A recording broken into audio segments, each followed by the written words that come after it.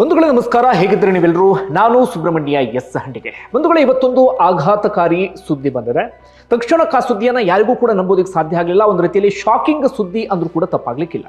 ಬಂಧುಗಳೇ, ಸಾವಿರಾರು ಕೋಟಿಯ ಒಡೆಯ ಕಾನ್ಫಿಡೆಂಟ್ ಸಂಸ್ಥೆಯ ಚೇರ್ಮನ್ ಅಥವಾ ಮುಖ್ಯಸ್ಥ ಆಗಿರುವಂತಹ CJ ರಾಯ್ ಪ್ರಾಣವನ್ನು ಕಳ್ಕೊಂಡಿದ್ದಾರೆ. ತಮ್ಮ ಎದೆಗೆ ತಾವೇ ಗುಂಡನ್ನ ಹೊಡೆದುಕೊಂಡು ಸಾವನ್ನಪ್ಪಿದ್ದಾರೆ, ಅದು ಕೂಡ IT ಅಧಿಕಾರಿಗಳ ಮುಂದೆ. ತಕ್ಷಣಕ್ಕೆ ಇದನ್ನು ಯಾರಿಗೂ ಕೂಡ ನಂಬೋದಕ್ಕೆ ಸಾಧ್ಯ ಆಗಲಿಲ್ಲ.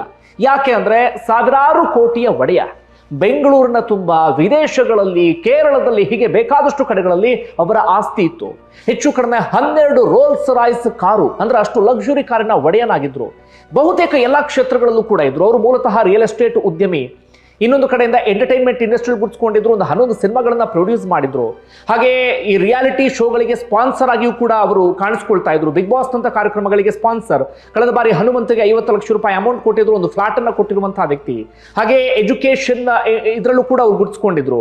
ಹಾಗೆ ಈ ಹಾಸ್ಪಿಟಲ್ ಅದರಲ್ಲೂ ಅಂದ್ರೆ ಆರೋಗ್ಯ ಕ್ಷೇತ್ರ ಅದರಲ್ಲೂ ಕೂಡ ತಮ್ಮಂತಾವು ಗುರ್ಸ್ಕೊಂಡಿದ್ರು. ಈ ರೀತಿಯಾಗಿದ್ದಂತಹ ಮನುಷ್ಯ ಇದ್ದಕ್ಕಿದ್ದ ಹಾಗೆ ತಮ್ಮ ಪ್ರಾಣವನ್ನು ತಾವೇ ಕಳ್ಕೊಳ್ತಾರೆ ಎಂದಾಗ ಯಾರಿಗೆ ತಾನೇ ನಂಬೋದಿಕ್ಕೆ ಸಾಧ್ಯ ಆಗುತ್ತೆ ಹೇಳಿ. ಹಾಗಾದ್ರೆ ಏನಾಯ್ತು, ಇಲ್ಲಿವರೆಗಿನ ಬೆಳವಣಿಗೆ ಏನು, ಆ ವಿವರವನ್ನ ನಿಮ್ಮ ಮುಂದೆ ಇಡ್ತಾ ಹೋಗ್ತೀನಿ. ಯಾಕಂದ್ರೆ ಸಹಜವಾಗಿ ಎಲ್ರಿಗೂ ಕೂಡ ಶಾಕಿಂಗ್ ಜೊತೆಗೆ ಒಂದು ಕುತೂಹಲ ಇದ್ದೇ ಇರುತ್ತೆ, ಏನಾಯ್ತು ಈ ಮನುಷ್ಯನಿಗೆ ಎನ್ನುವ ರೀತಿಯಲ್ಲಿ. ಹೀಗಾಗಿ ಏನಾಯ್ತು ಅನ್ನೋದನ್ನ ಗಮನಿಸ್ತಾ ಹೋಗೋಣ. ಬಂಧುಗಳೇ, CJ ರಾಯ್ ಕಚೇರಿ ಹಾಗೆ ಮನೆ ಮೇಲೆ IT ರೇಡ್ ಆಗಿತ್ತು. ಈಗ ಸಿಗ್ತಿರುವಂತಹ ಮಾಹಿತಿಯ ಪ್ರಕಾರ ಹಿಂದೆಯೂ ಕೂಡ ಒಮ್ಮೆ IT ರೇಡ್ ಆಗಿತ್ತಂತೆ. ಆಗ ಪೆನಾಲ್ಟಿಯನ್ನು ಕಟ್ಟಿದ್ದಾರೆ, ದಂಡವನ್ನು ಕಟ್ಟಿದ್ದಾರೆ. ಈಗ ಹೆಚ್ಚು ಕಡಿಮೆ 3 ದಿನಗಳಿಂದ IT ಅಧಿಕಾರಿಗಳು ಜಾಲಾಡ್ತಾ ಇದ್ರಂತೆ. IT ಪ್ಲಸ್ GST ಎನ್ನುವಂತ ಮಾಹಿತಿ ಈಗ ಸಿಗ್ತಾ ಇದೆ. ಇವತ್ತೇನಾಗಿದೆ ಅಂದ್ರೆ ಬೆಳಗ್ಗೆ 6 ಗಂಟೆಯಿಂದ ಆನೆಪಾಳ್ಯ, ಬೆಂಗಳೂರಿನ ಆನೆಪಾಳ್ಯ ರಿಚ್ಮಂಡ್ ಸರ್ಕಲ್ ಸಮೀಪದಲ್ಲಿದೆ, ಲ್ಯಾಂಗ್ಫೋರ್ಡ್ ರೋಡ್, ನೀವೆಲ್ಲರೂ ಕೂಡ ಕೇಳಿರ್ತೀರಿ. ಅಲ್ಲಿ ಅವರ ಕಚೇರಿ ಹಾಗೆ ಅವರ ಮನೆ, ಅಂದ್ರೆ ದೊಡ್ಡದಾಗಿರುವಂಥ ಬಂಗ್ಲೆ ಅದೆಲ್ಲವೂ ಕೂಡ ಇದೆ. ಅಲ್ಲಿ ಇವತ್ತು ಬೆಳಗ್ಗೆ 6 ಗಂಟೆಯಿಂದ IT ರೇಡ್ ನಡೀತಾ ಇತ್ತು. IT ಅಧಿಕಾರಿಗಳು ಅಲ್ಲಿ ಪರಿಶೀಲನೆ ಎಲ್ಲವನ್ನೂ ಕೂಡ ಮಾಡ್ತಾ ಇದ್ರು. ಮಧ್ಯಾಹ್ನದ ಸುಮಾರಿಗೆ CJ ರಾಯ್ IT ದಾಳಿಯ ಸುದ್ದಿ ತಿಳಿದು ಅಲ್ಲಿಗೆ ಬರ್ತಾರಂತೆ. ಅವ್ರು ಬೇರೆ ಕಡೆ ಎಲ್ಲ ಹೋಗಿದ್ರು. ಅವರು ಬರ್ತಾ ಇದ್ದ ಹಾಗೆ IT ಅಧಿಕಾರಿಗಳು ಅವರ ವಿಚಾರಣೆಯನ್ನು ಆರಂಭಿಸಿದ್ದಾರೆ.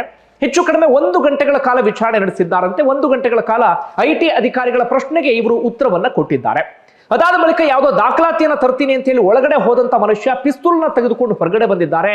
IT ಅಧಿಕಾರಿಗಳ ಮುಂದೆಯೇ ಎದೆಗೆ ಗುಂಡು ಹಾರಿಸಿಕೊಂಡು ಸಾವನ್ನಪ್ಪಿದ್ದಾರೆ. ಅಂದ್ರೆ ತಕ್ಷಣ ಎದೆಗೆ ಗುಂಡು ಹೊಡ್ಕೊಳ್ತಾ ಇದ್ದ ಹಾಗೆ ಕೆಳಗಡೆ ಕುಸಿದು ಬೀಳ್ತಾರೆ. ಅವರ ಕಚೇರಿಯ ಸಿಬ್ಬಂದಿಯೇ ಅವರನ್ನ ಆಸ್ಪತ್ರೆಗೆ ದಾಖಲಿಸುವಂತ ಪ್ರಯತ್ನವನ್ನ ಪಡ್ತಾರೆ. ತಕ್ಷಣವೇ ಅವ್ರನ್ನ ನಾರಾಯಣ ಹಾಸ್ಪಿಟಲ್ ಕರ್ಕೊಂಡು ಹೋಗಿದ್ದಾರೆ. ಆನೇಕಲ್ನ ನಾರಾಯಣ ಹಾಸ್ಪಿಟಲ್. ಅಷ್ಟು ದೂರ ಯಾಕೆ ಕರ್ಕೊಂಡು ಹೋದ್ರು ಅರ್ಥ ಆಗ್ತಿಲ್ಲ. ಸಮೀಪದಲ್ಲಿ ಬೇಕಾದಷ್ಟು ಆಸ್ಪತ್ರೆಗಳಿದ್ವು. ಅಂದ್ರೆ ತಕ್ಷಣಕ್ಕೆ ಯಾರಿಗೂ ಕೈಕಾಲು ಓಡ್ದಂಗೆ ಕಾಣಿಸ್ತಾ ಇಲ್ಲ, ತಕ್ಷಣಕ್ಕೆ ಏನ್ ಮಾಡ್ಬೇಕು ಅಂತ ಗೊತ್ತಾಗದ ಹಾಗೆ ಕಾಣಿಸ್ತಾ ಇಲ್ಲ, ಅಥವಾ ಇನ್ನೇನೋ ಗೊತ್ತಿಲ್ಲ. ಅವರನ್ನ ನಾರಾಯಣ ಆಸ್ಪತ್ರೆಗೆ ಕರ್ಕೊಂಡು ಹೋಗ್ತಾರೆ. ಆದ್ರೆ ಆಸ್ಪತ್ರೆಗೆ ಸಾಗಿಸುವಂತ ಮಾರ್ಗ ಮಧ್ಯದಲ್ಲೇ CJ ರಾಯ್ ಸಾವನ್ನಪ್ತಾರೆ. ಈಗ ಎಲ್ಲರಲ್ಲೂ ಕೂಡ ಇರುವಂತ ಪ್ರಶ್ನೆ ಅಂದ್ರೆ ಒಳಗಡೆ ಏನಾಯ್ತು ಹಾಗಾದ್ರೆ? ಈಗ ಸಿಕ್ತಿರುವಂತ ಮಾಹಿತಿಯ ಪ್ರಕಾರ IT ದಾಳಿಗೆ ಬೆಸತ್ತು ಈ ರೀತಿಯಾಗಿ ಮಾಡ್ಕೊಂಡ್ರು ಅಂತ ಹೇಳಿ ಪದೇ ಪದೇ IT ರೇಡ್ ಆಗ್ತಾ ಇತ್ತು. ಸಾಲು ಪ್ರಶ್ನೆಗಳನ್ನ ಕೇಳ್ತಾ ಇದ್ರು, ಸಾಲು ದಾಖಲಾತಿಗಳನ್ನ ಕೇಳ್ತಾ ಇದ್ರು. ಇದಕ್ಕೆ ಉತ್ತರವನ್ನ ಕೊಡೋದಕ್ಕೆ ಸಾಧ್ಯ ಆಗ್ತಾ ಇರಲಿಲ್ಲ ಎನ್ನುವಂತ ಮಾತುಗಳು ಕೇಳಿ ಬರ್ತಾ ಇದೆ.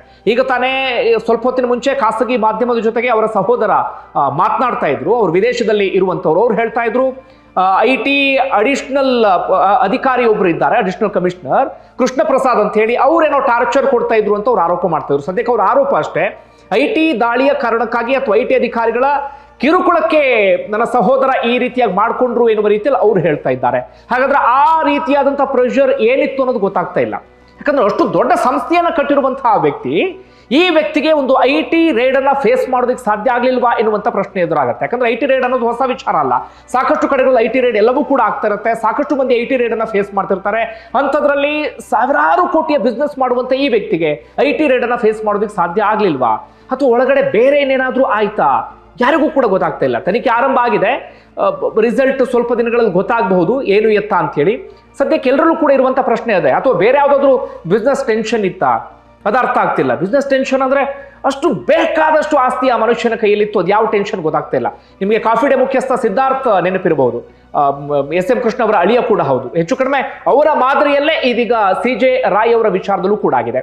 ಇನ್ನೊಂದು ಕಡೆಯಿಂದ ಇವರು ಮೂಲತಃ ಕೇರಳದವರು, ಹುಟ್ಟಿ ಬೆಳೆದಿದ್ದೆಲ್ಲ ಬೆಂಗಳೂರೇ, ಅದರ ಮೂಲ ಅಂತ ಬಂದಾಗ ಇವರು ಕೇರಳದವರು. ಕೇರಳದಲ್ಲೂ ಕೂಡ ಇವರು ಬಿಸ್ನೆಸ್ ಇತ್ತು. ಕೇರಳ ಚುನಾವಣೆ ಬೇರೆ ಹತ್ರದಲ್ಲಿದೆ. ಹಾಗಾಗಿ ಪೊಲಿಟಿಕಲ್ ಏನಾದರೂ ಈ ಮನುಷ್ಯ ಟಾರ್ಗೆಟ್ ಆಗ್ಬಿಟ್ರ, ಪೊಲಿಟಿಕಲಿ ಯಾವುದಾದ್ರೂ ವಿಚಾರಕ್ಕೆ ಸಂಬಂಧಪಟ್ಟಾಗ ಇವ್ರ ಮೇಲೆ ಏನಾದರೂ ಪ್ರೆಷರ್ ಹೇರ್ತಾ ಇದ್ರ, ಅಂದ್ರೆ ಇವರನ್ನ ದಾಳವಾಗಿಸಿಕೊಂಡು ಇನ್ಯಾರನ್ನ ಹೆಣೆಯೋದಿಕ್ಕೆ ಇನ್ಯಾರೋ ಪ್ಲಾನ್ ಮಾಡ್ತಾ ಇದ್ರ, ಇದನ್ನ ತಡ್ಕೊಳ್ಳೋಕೆ ಏನಾದ್ರೂ ಈ ವ್ಯಕ್ತಿಗೆ ಸಾಧ್ಯ ಆಗ್ಲಿಲ್ವಾ, ಏನ್ ಕತೆ, ಎಲ್ಲ ಪ್ರಶ್ನೆಯೂ ಕೂಡ ಇದೆ. ಸದ್ಯಕ್ಕೆ ಪೊಲೀಸರು ಅಲ್ಲಿಗೆ ಎಂಟ್ರಿ ಕೊಟ್ಟಿದ್ದಾರೆ. IT ಅಧಿಕಾರಿಗಳ ವಿಚಾರಣೆಯನ್ನು ಅವ್ರು ನಡೆಸಿದ್ದಾರೆ. ಅಂದ್ರೆ ಯಾವ ಪ್ರಶ್ನೆಯನ್ನ ಕೇಳಿದ್ರಿ, ಯಾವ ಸಂದರ್ಭದಲ್ಲಿ ಹೀಗಾಯ್ತು, ನಿಮ್ಮಿಂದ ಯಾವ್ದಾದ್ರು ಒತ್ತಡ ಇತ್ತಾ, ಏನ್ ಕತೆ, ಈ ರೀತಿಯಾಗಿ IT ಅಧಿಕಾರಿಗಳಿಗೆ ಪೊಲೀಸರು ವಿಚಾರಣೆ ನಡೆಸ್ತಾ ಇದ್ದಾರೆ. ನನ್ನ ಪ್ರಕಾರ ಇದು ಪ್ರಪ್ರಥಮ ಬಾರಿಗೆ ಅನ್ಸುತ್ತೆ ಒಂದು IT ದಾಳಿ ನಡೆಯುವ ಸಂದರ್ಭದಲ್ಲಿ IT ಅಧಿಕಾರಿಗಳಿಗೆ ಪೊಲೀಸರು ಬಂದು ಪ್ರಶ್ನೆಯನ್ನು ಮಾಡೋದು, ಅಥವಾ IT ದಾಳಿ ಆಗುವ ಸಂದರ್ಭದಲ್ಲಿ IT ಅಧಿಕಾರಿಗಳ ಸಮ್ಮುಖದಲ್ಲೇ ಓರ್ವ ವ್ಯಕ್ತಿ ಈ ರೀತಿಯಾಗಿ ಎದೆಗೆ ಗುಂಡು ಹಾರಿಸಿಕೊಂಡು ಸಾವನ್ನಪ್ಪಿರುವಂತ ಪ್ರಕರಣ ನನ್ನ ಪ್ರಕಾರ ಪ್ರಪ್ರಥಮ ಬಾರಿಗೆ ಅನ್ಸುತ್ತೆ. ಈ ಕಾರಣಕ್ಕಾಗಿ ಸಹಜವಾಗಿ ನಾನಾ ರೀತಿಯೆಲ್ಲವೂ ಕೂಡ ಚರ್ಚೆ ಆಗ್ತಾ ಇದೆ. ಸದ್ಯಕ್ಕೆ ಇಷ್ಟೇ ಮಾಹಿತಿ. IT ದಾಳಿಗೆ ಬೆಸತ್ತು ಈ ರೀತಿಯಾಗಿ ಮಾಡ್ಕೊಂಡ್ರು ಎನ್ನುವಂತ ಮಾತುಗಳು ಕೇಳಿ ಬರ್ತಾ ಇದೆ. ಇನ್ನಷ್ಟೇ ಅದಕ್ಕೆ ಸಂಬಂಧಪಟ್ಟ ಹಾಗೆ ಕ್ಲಾರಿಟಿ ಸಿಗಬೇಕು. ಏನಾಗಿದೆ, ಅಸಲಿಗೆ ಬೇರೆ ವಿಚಾರ ಏನಾದರೂ ಇತ್ತಾ, ಫ್ಯಾಮಿಲಿ ಟೆನ್ಷನ್ ಏನಾದರೂ ಇತ್ತಾ, ಅಥವಾ ಬಿಸ್ನೆಸ್ಗೆ ಸಂಬಂಧಪಟ್ಟಾಗ ಏನಾದರೂ ಬೇರೆ ಟೆನ್ಷನ್ ಇತ್ತಾ, ಅಥವಾ ಇನ್ಯಾರಾದ್ರೂ ಬ್ಲಾಕ್ ಮೇಲ್ ಮಾಡ್ತಾ ಇದ್ರಾ? ಅರ್ಥ ಆಗದಂತ ವಿಚಾರ ಅಂದ್ರೆ ಅವರು ಸೋಷಿಯಲ್ ಮೀಡಿಯಾದಲ್ಲಿ ತುಂಬಾನೇ ಆಕ್ಟಿವ್ ಇದ್ದಂತ ವ್ಯಕ್ತಿ. ಒಂದು ರೀತಿಯಲ್ಲಿ ವಿಲಾಸಿ ಜೀವನ ನಡೆಸ್ತಾ ಇದ್ರು. ಸೋಷಿಯಲ್ ಮೀಡಿಯಾದಲ್ಲೂ ಕೂಡ ತುಂಬಾನೇ ಆಕ್ಟಿವ್ ಆಗಿದ್ರು. ತನ್ನ ಜೀವನಕ್ಕೆ ಸಂಬಂಧಪಟ್ಟಂತ ಎಲ್ಲಾ ವಿಚಾರಗಳನ್ನು ಕೂಡ ಸೋಷಿಯಲ್ ಮೀಡಿಯಾದಲ್ಲಿ ಅವರು ಹಂಚ್ಕೊಳ್ತಾ ಇದ್ರು. ಹಾಗೆ ಅವರ ಫ್ಯಾಮಿಲಿಗೂ ಕೂಡ ವಿಪರೀತ ಟೈಮ್ ಕೊಡ್ತಾ ಇದ್ರು. ಫ್ಯಾಮಿಲಿಯ ಸಿಹಿ ಕ್ಷಣಗಳನ್ನು ಕೂಡ ಸೋಷಿಯಲ್ ಮೀಡಿಯಾದಲ್ಲಿ ಹಂಚ್ಕೊಳ್ತಾ ಇದ್ರು. ಮೊನ್ನೆ ತಾನೇ ರಿಪಬ್ಲಿಕ್ ಡೇಗೆ ಬಹಳ ಖುಷಿಯಾಗಿ ಅವರು ವಿಶ್ ಮಾಡಿದ್ದಾರೆ.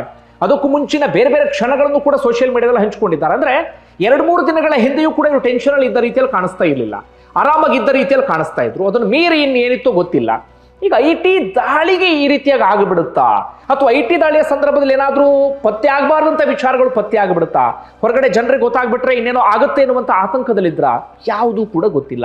ಸದ್ಯಕ್ಕೆ ಇಷ್ಟು ಬೆಳವಣಿಗೆ ಆಗಿದೆ. ಇನ್ನು CJ ರಾಯ್ ಯಾರು ಅಂತ ಚುಟುಕಾದಂತ ಹಿನ್ನೆಲೆಯನ್ನು ನಾವು ಗಮನಿಸ್ತಾ ಹೋಗೋದಾದ್ರೆ, CJ ರಾಯ್ ಮೂಲತಃ ಕೇರಳದವರು, ಅಂದ್ರೆ ಅವರ ಕುಟುಂಬ ಕೇರಳದವರು. ಆದ್ರೆ ಇವರು ಹುಟ್ಟಿದ್ದೆಲ್ಲವೂ ಕೂಡ ಬೆಂಗಳೂರಿನಲ್ಲೇ ಇವರು ಬೆಳೀತಾರೆ.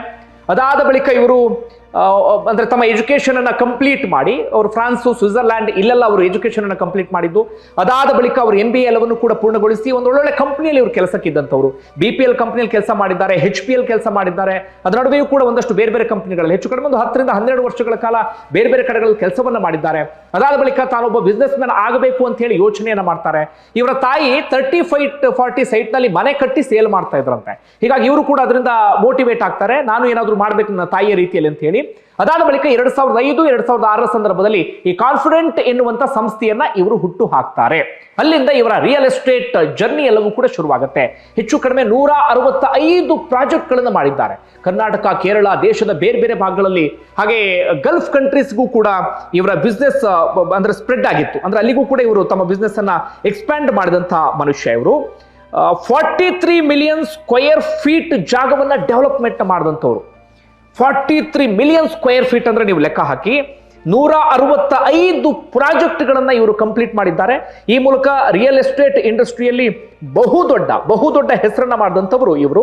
ಅದರ ಆಚೆಗೆ ನಾನು ಆಗಲೇ ಹೇಳ್ತಾ ಇದ್ದಾಗೆ ಬೇರೆ ಬೇರೆ ಕ್ಷೇತ್ರಗಳಲ್ಲೂ ಕೂಡ ತಮ್ಮಂತಾವು ಗುರುತಿಸಿಕೊಂಡಿದ್ರು. ನಾನು ಆರಂಭದಲ್ಲಿ ಮೆನ್ಷನ್ ಮಾಡಿದಲ್ಲ, ಹಾಸ್ಪಿಟಲ್ ವಿಚಾರದಲ್ಲಿ, ಎಜುಕೇಷನ್, ಎಂಟರ್ಟೈನ್ಮೆಂಟ್, ಫಿಲ್ಮ್ ಪ್ರೊಡಕ್ಷನ್, 11 ಸಿನಿಮಾಗಳನ್ನ ಇವರು ಪ್ರೊಡಕ್ಷನ್ ಮಾಡಿದ್ದಾರೆ. ಇತ್ತೀಚೆಗೆ ಲವ್ಲಿ ಎನ್ನುವಂತ ಒಂದು ಸಿನಿಮಾ ಬಂತು, ವಸಿಷ್ಠ ಸಿಂಹ ನಟನೆಯ ಸಿನಿಮಾ. ಆ ಸಿನಿಮಾವನ್ನ ಇದು ಮಾಡಿದ್ದಾರೆ. ಬಿಗ್ ಬಾಸ್ಗೆ ಸ್ಪಾನ್ಸರ್ ಮಾಡಿದ್ರು. ಹಾಗೆ ಬೇರೆ ಬೇರೆ ರಿಯಾಲಿಟಿ ಶೋಗಳಿಗೆ ಇವರು ಸ್ಪಾನ್ಸರ್ ಅನ್ನ ಮಾಡಿದಂಥವ್ರು. ನೀವು ಒಂದೋ ಟಿವಿ ಜಾಹೀರಾತುಗಳಲ್ಲಿ ಇವ್ರು ನೋಡಿರ್ತೀರಿ, ಇಲ್ಲ ಅಂತಂದ್ರೆ ರಿಯಾಲಿಟಿ ಶೋಗಳ ವೇದಿಕೆಗಳಲ್ಲಿ ಇವ್ರನ್ನ ನೋಡಿರ್ತೀರಿ. ಹಾಗೆ ಏನಾಗ್ತಿತ್ತು ಅಂದ್ರೆ ಹಿಂದೆ ತಮ್ಮ ಪ್ರಾಡಕ್ಟ್ಗಳಿಗೆ ಮಾಡೆಲ್ಗಳನ್ನ ಬೇರೆ ಕರ್ಕೊಂಡು ಬರ್ತಾ ಇದ್ರು ಜಾಹೀರಾತು ಸಂದರ್ಭದಲ್ಲಿ. ಆದ್ರೆ ಇವರ ಪ್ರಾಡಕ್ಟ್ಗೆ ಇವರೇ ಇದ್ರು. ಫಾರ್ ಎಕ್ಸಾಂಪಲ್ ಲಲಿತ್ ಜ್ಯುವೆಲರಿ ಅಂತ ಬಂದಾಗ ಅದರಲ್ಲಿ ಅವರ ಮಾಲೀಕರು ಕಾಣಿಸ್ಕೊಳ್ತಾರಲ್ಲ, ಅದರ ಪ್ರಪ್ರಥಮ ಬಾರಿಗೆ ತಮ್ಮ ಕಂಪನಿಯ ಮಾಡೆಲ್ ರೀತಿಯಲ್ಲಿ ಕಾಣಿಸ್ಕೊಂಡಂತವ್ರು ಅಥವಾ ರಾಯಭಾರಿ ರೀತಿಯಲ್ಲಿ ಕಾಣಿಸ್ಕೊಂಡಂತವ್ರು CJ ರಾಯ್ ಅವರು. ಅವರ ಸಂಸ್ಥೆಯನ್ನ ಅವರೇ ಪ್ರಮೋಟ್ ಮಾಡುವಂತ ಕೆಲಸವನ್ನ ಮಾಡ್ತಾ ಇದ್ದಂಥವ್ರು. ಹಾಗೆ ಮೋಟಿವೇಶನಲ್ ಸ್ಪೀಚ್ ಅನ್ನ ಮಾಡ್ತಾ ಇದ್ರು. ಯುವ ಉದ್ಯಮಿಗಳಿಗೆ ಉದ್ಯಮವನ್ನು ಬೆಳೆಸೋದು ಹೇಗೆ ಅಂತ ಹೇಳಿ ಸಲಹೆಗಳನ್ನ ಕೊಡುವಂತ ಕೆಲಸವನ್ನ ಮಾಡ್ತಾ ಇದ್ರು. ಬೇಕಾದಷ್ಟು ಹಣವನ್ನು ಕೂಡ ದಾನ ಮಾಡಿದ್ದಾರೆ. ಚಾರಿಟಿ ವರ್ಕ್ ಮಾಡ್ತಾ ಇದ್ರು. ಯಾರಾದ್ರೂ ಕಷ್ಟ ಅಂತ ಹೇಳ್ಕೊಂಡು ಹೋದ್ರೆ ಅವರ ಕೈ ಹಿಡಿಯುವಂತ ಕೆಲಸವನ್ನ ಮಾಡ್ತಾ ಇದ್ರು. ರೀಸೆಂಟ್ ಆಗಿ ಹೆಚ್ಚು ಕಡಿಮೆ 1 ಕೋಟಿಯಷ್ಟು ಸ್ಕಾಲರ್ಶಿಪ್ ಅನ್ನ ಕೊಟ್ಟಿದ್ರು ಬಡ ವಿದ್ಯಾರ್ಥಿಗಳಿಗೆ. ಹೀಗೆ ಇವ್ರ ಬಗ್ಗೆ ಹೇಳ್ತಾ ಹೋದ್ರೆ ಬೇಕಾದಷ್ಟು ವಿಚಾರಗಳಾಗುತ್ತೆ. ಸದ್ಯಕ್ಕೆ ಇಷ್ಟು ವಿಚಾರವನ್ನು ನಿಮ್ಮ ಮುಂದೆ ಪ್ರಸ್ತುತಪಡಿಸಿದ್ದೇನೆ. ಒಂದು ಸಪರೇಟ್ ವಿಡಿಯೋ ಮಾಡ್ತೀನಿ ಇವರ ಬದುಕಿಗೆ ಸಂಬಂಧಪಟ್ಟಾಗ. ನಾವೆಲ್ಲರೂ ಕೂಡ ತಿಳ್ಕೊಳ್ಳೇಬೇಕು. ನಮ್ಮೆಲ್ಲರಿಗೂ ಕೂಡ ಒಂದು ರೀತಿಯಲ್ಲಿ ಇನ್ಸ್ಪೈರ್ ಆಗುವಂತಹ ಜರ್ನಿ ಇವರದ್ದು. ಯಾಕಂದ್ರೆ ಇವ್ರ ಕಂಪನಿಯನ್ನ ಶುರು ಮಾಡಿದಂಥ ಸಂದರ್ಭದಲ್ಲಿ 0 ಡೆಟ್ ಅಂದ್ರೆ ಯಾವುದೇ ಸಾಲವೂ ಕೂಡ ಇಲ್ಲದಂತೆ ಇವರು ಸಂಸ್ಥೆಯನ್ನ ಶುರು ಮಾಡಿದಂಥವ್ರು. ಹಾಗೆ ಇವತ್ತು ಸರ್ಜಾಪುರ ಆ ಭಾಗ ಒಂದು ದೊಡ್ಡ ಮಟ್ಟಿಗೆ ಡೆವಲಪ್ ಆದ ರೀತಿಯಲ್ಲಿ ಕಾಣಿಸುತ್ತಲ್ಲ, ಅದಕ್ಕೆ ಮೂಲ ಕಾರಣಕರ್ತ ಈ ವ್ಯಕ್ತಿ. ಅಂದ್ರೆ ರಿಯಲ್ ಎಸ್ಟೇಟ್ ಎಷ್ಟು ಮಟ್ಟಿಗೆ ಇದಾಗಲಿ ಕಾರಣ ಏನಪ್ಪಾ ಅಂದ್ರೆ, ಆಗತಾನೆ ರಿಯಲ್ ಎಸ್ಟೇಟ್ ಬೆಂಗಳೂರಿನಲ್ಲಿ ಬೂಮ್ಗೆ ಬರ್ತಾ ಇದ್ದಂಥ ಸಂದರ್ಭ.